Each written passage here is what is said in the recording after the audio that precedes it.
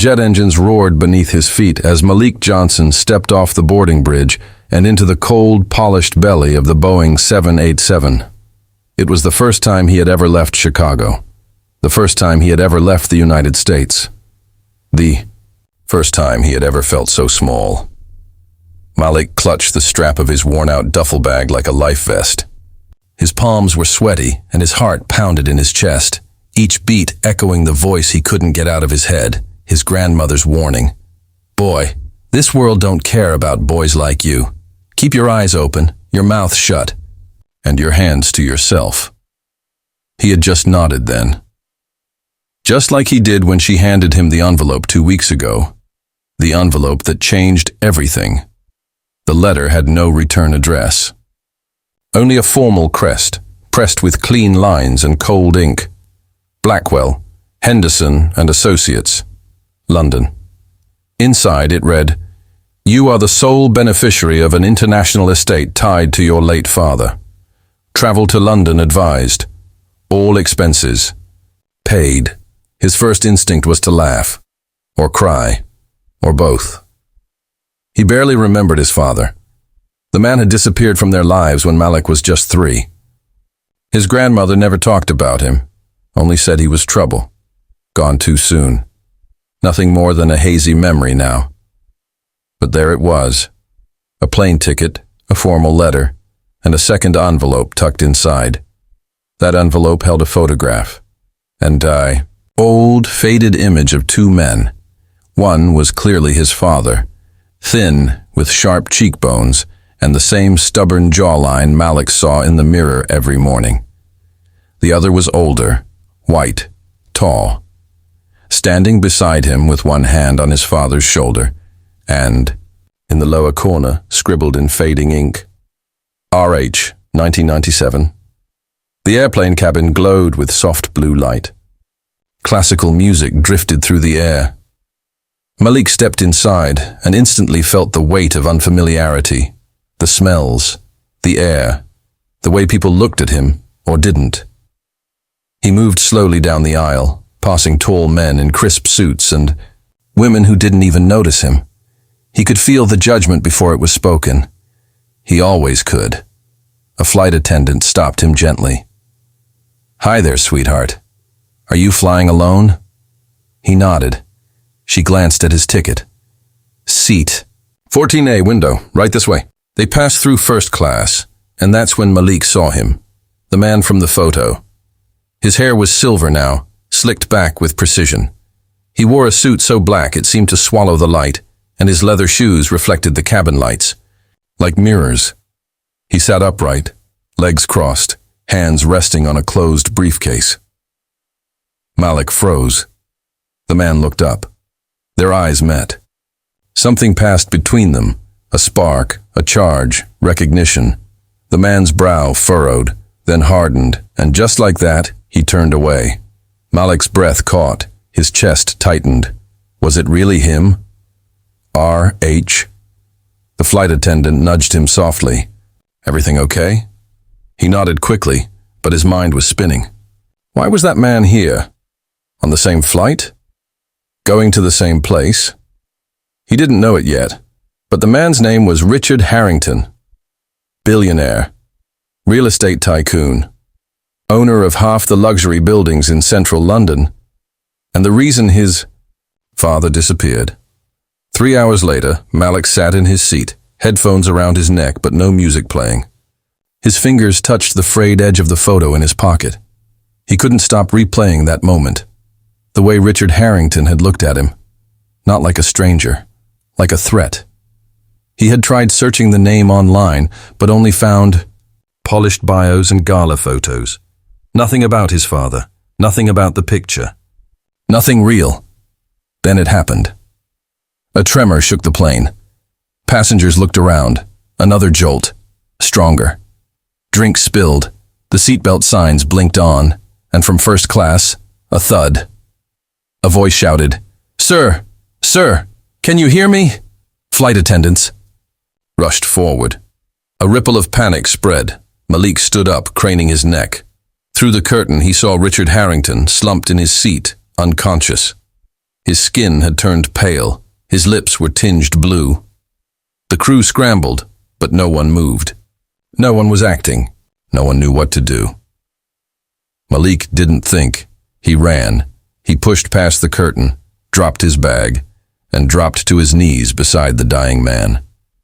He remembered the videos, the tutorials, that health class he barely paid attention to, until his grandma made him re-watch them, just in case. He locked his hands and started compressions. 1, 2, 3, 4. His arms trembled. The world disappeared around him. He didn't hear the cries, didn't feel the turbulence. He only saw the face that looked like a ghost from his past, the face that held answers. "You're not dying," Malik whispered through clenched teeth. "Not before you tell me the truth." The man's eyes flickered, his lips moved, and he whispered, "Don't leave me, like your father did." Malik sat motionless in the cramped jump seat near the front of the plane, his hands still shaking. A flight attendant had gently moved him aside the moment an off-duty nurse stepped in to take over chest compressions. Moments later, a defibrillator shocked Richard Harrington's chest, and by some miracle he gasped. Now, Richard lay unconscious but alive, oxygen mask strapped to his face. The plane had stabilized, and the chaos had dissolved into stunned silence. Passengers murmured among themselves. Someone even clapped. But Malik didn't feel like a hero. He felt like he was staring into the jaws of a mystery that had just blinked open. A flight attendant kneeled beside him. Her eyes were soft, worried. "You okay, sweetheart?" Malik could only nod. "Do you know that man?" Malik hesitated. Then, "No, but he knew my dad." She blinked, surprised, but before she could ask anything else, the captain's voice crackled over the intercom. "Ladies and gentlemen, we're diverting to Reykjavik, Iceland, for an emergency medical landing. Please remain seated and calm." The wheels screeched against the icy tarmac. Emergency vehicles flanked the aircraft. Paramedics boarded swiftly, wheeled Richard away on a stretcher, and disappeared into the snowy mist. Malik watched from the terminal window. Alone. His phone buzzed. A message. Unknown number. London area code. "Stay away from Harrington. He's dangerous. Don't trust what he says." Malik's stomach dropped. Who sent that? How did they know he was even on this plane? His heart thudded as another alert appeared. This time, a notification from the same number with a photo attached. He opened it. The image was old, grainy, but unmistakable. His father, arms around a woman Malik didn't recognize. Behind them stood Richard Harrington, smiling, and next to him, a boy, a teenage boy, around 15. Malik's blood ran cold. That teenager looked just like him. The hospital in Reykjavik was clean, sterile, and smelled of antiseptic and steam. Malik sat in the corner of Richard's private room, unsure why no one had kicked him out yet. Richard lay still, a faint beep echoing from the heart monitor beside him. And then, like a whisper riding on memory, Richard's eyes fluttered open. Turned his head slowly. "You look just like James." Malik stood. "You knew my father?" Richard nodded, the movement weak. "I owed him my life, more than once." Malik stared at him. "Then why did he disappear? Why didn't he ever talk about you, or what happened between you?" Richard exhaled slowly. "Because I made a mistake, a terrible one that tore your family apart." Malik's voice cracked. "Did you kill him?" The silence that followed was thunderous. Richard closed his eyes. "No. But I didn't stop the people who did, though." Room spun. Malik sat down hard. "You're going to tell me everything." Richard turned his head again. His eyes, sunken but steady, locked on Malik's. "You're entitled to the truth, but it's not safe. Not yet. There are people who would rather see both of us gone." Malik pulled out the photo. Then tell me who this is. The boy next to you. He looks like me. Richard's face went pale. That's my son. Or at least, I thought he was. Malik blinked. You mean? Richard nodded slowly. Your father and I, we were like brothers. But something happened. Something that divided us. That boy, he might be your half-brother. Malik's world tilted. Every piece of the puzzle had just exploded into 1,000 shards, but he wasn't afraid anymore. He was angry, and he needed answers. London was grey and cold when Malik stepped off the train 2 days later. Reykjavik had been a blur of white corridors, guarded conversations, and restless dreams. Now, as he stood outside the towering stone building of Blackwell, Henderson and Associates, the same logo from the envelope etched above the grand wooden door, Malik realized this was where everything had been leading. A receptionist escorted him to a private conference room on the top floor. It smelled of leather, ink, and money. Minutes passed. Then the door opened, and an older woman with tight gray curls and sharper eyes stepped in. Malik Johnson, I'm Eleanor Blackwell. My firm represents the Harrington estate. Please, sit. Malik stayed standing. Eleanor sighed. Very well, I'll be blunt. Mr. Richard Harrington has amended his will. You are now listed as a primary heir, pending genetic confirmation. Malik blinked. What does that mean? It means if the DNA test confirms you are who he believes you are, you will inherit a significant portion of his holdings, including property, equity, and accounts. She paused. Roughly estimated, over 42 million. The number didn't feel real. Malik's mouth went dry. Why? He didn't even know me. He knew your father, and he believes he owes you more than money. He left a letter for you.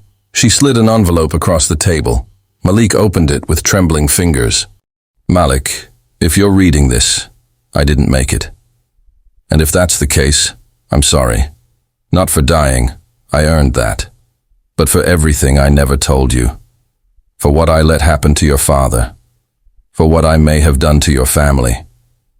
Without knowing, you were never supposed to be a secret.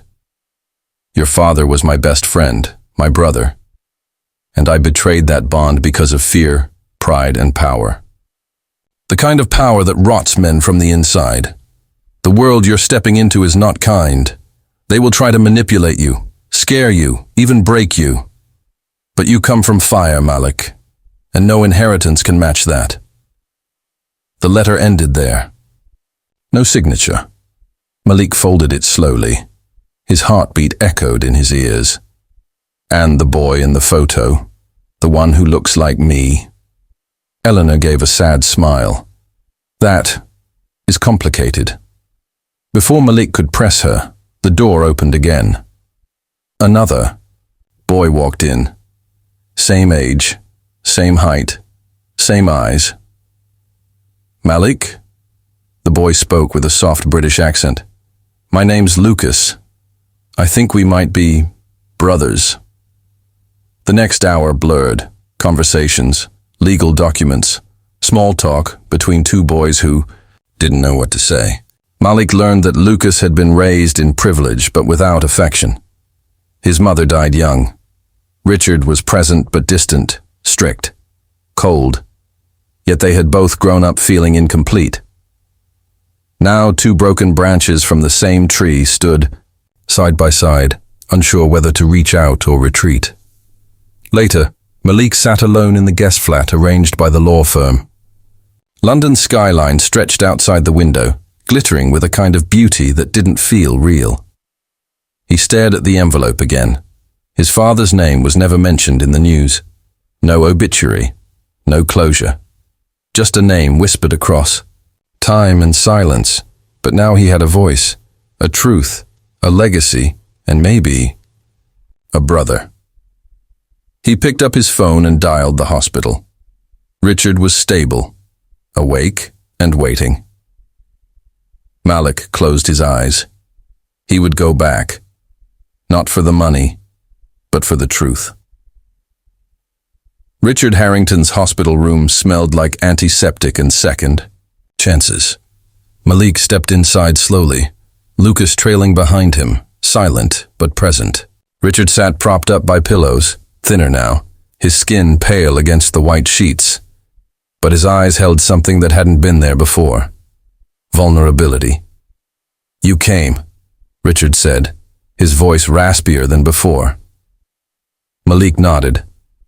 Lucas sat, across from the bed, uncertain. "I need to know everything," Malik said. "No more riddles." Richard swallowed hard. Then he began.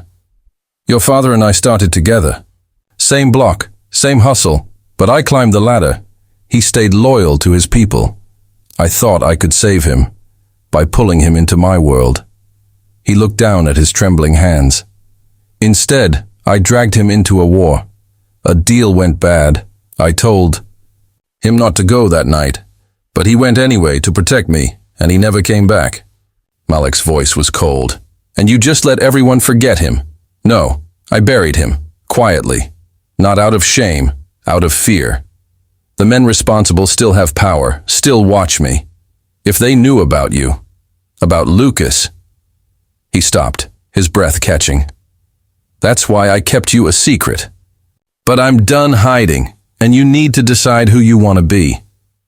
Later, Malik stood outside the hospital with Lucas. Rain misted down from the gray sky. "You believe him?" Lucas asked. Malik shrugged. "I believe my father died trying to protect someone. And now it's on me to decide if I want to forgive the one he protected." Lucas reached into his coat and pulled out a key. "This is to the London house. The one our dad lived in before it all went down. Legal says we both own it now." Malik took it, eyes heavy. "So what now?" Lucas looked toward the horizon. "Now we figure it out. Together." 3 weeks later, Malik stood in front of a classroom in South London. He was speaking to a group of kids no older than he'd been when his father vanished. He told them a story, not about millions, not about betrayal, about legacy, about knowing where you come from, even when it's messy. After the bell rang, he sat alone on the steps outside the building. Lucas joined him, holding 2 coffees. "You're doing it." Malik looked over. "Doing what?" "Changing the ending." Malik took the coffee, smiled faintly. "No, I'm just starting a new one."